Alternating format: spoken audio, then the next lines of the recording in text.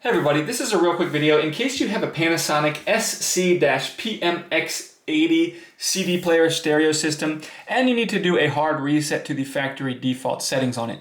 Now you're going to want to do this for one of two reasons. The first one is troubleshooting.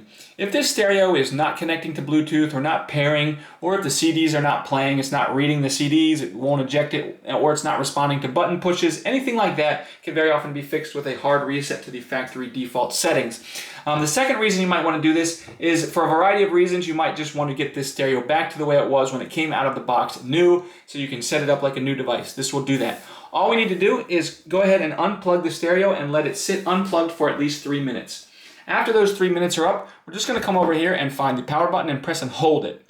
And we're going to press and hold the power button while we plug the stereo back in. And just keep holding it, keep holding it, keep holding it, and keeping an eye on the display.